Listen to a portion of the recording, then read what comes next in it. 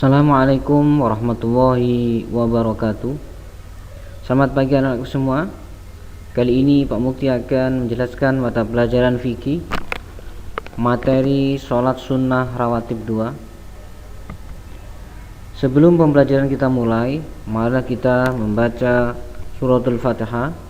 Mudah-mudahan pembelajaran hari ini dimudahkan oleh Allah dan kita semua diberi ilmu yang bermanfaat. Al-Fatihah. Terima kasih.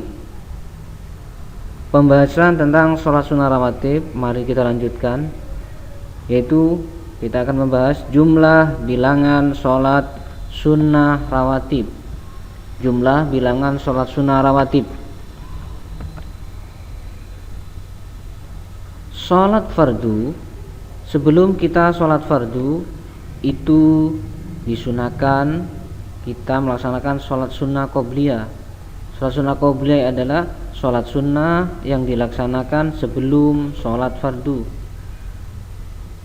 Setelah selesai sholat fardu, kita disunahkan melaksanakan sholat sunnah ba'diyah, yaitu sholat sunnah yang dikerjakan sesudah sholat fardu. Sholat duhur. Sholat duhur, sebelum sholat duhur kita disunahkan menjalankan sholat qobliyah duhur. Berapa rakaat? Nah ini jumlah rakaat sunnah qobliyah duhur yaitu 2 rakaat dan 2 rakaat, berarti 4 rakaat. Tapi 2 rakaat yang pertama ini adalah mu'akkad. Sholat sunnah mu'akkad hukumnya sangat dianjurkan. Yang 2 ini tidak dianjurkan. Tapi Nabi yang merah ini adalah tidak muakkad, atau Nabi kadang menjalankan kadang tidak.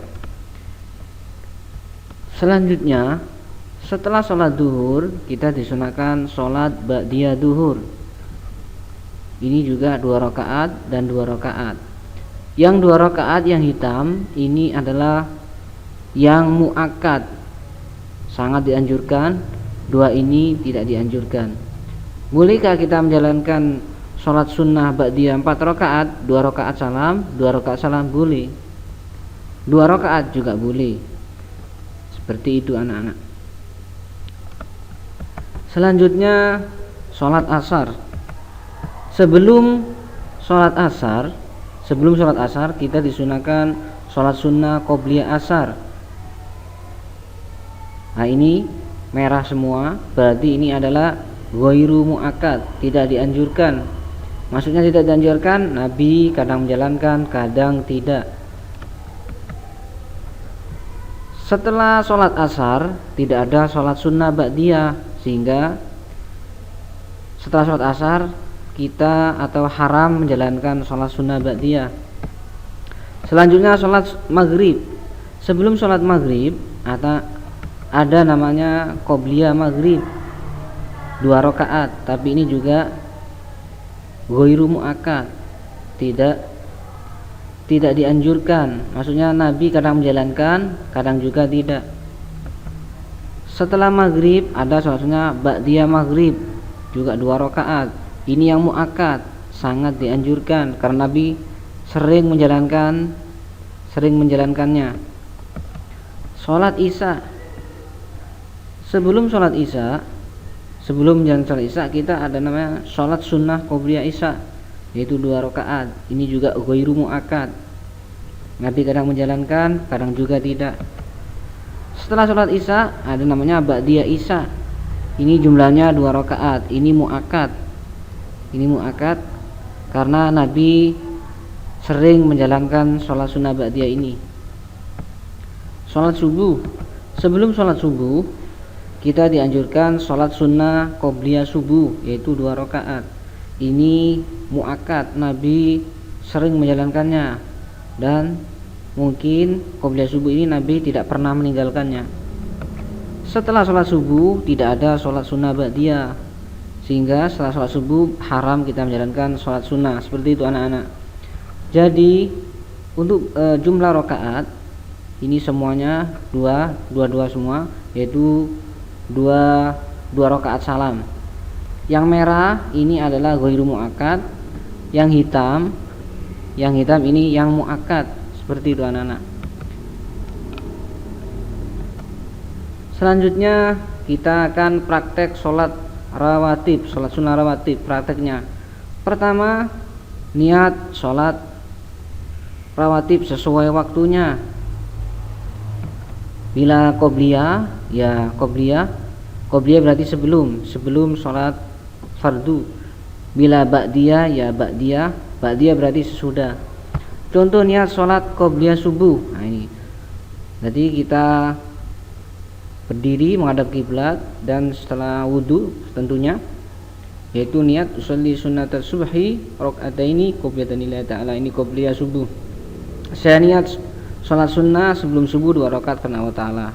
Kemudian setelah itu takbiratul ihram, Allahu Akbar, dilanjutkan membaca Fatihah dan surat seperti sholat biasanya. Nomor 3 yaitu ruku, i'tidal.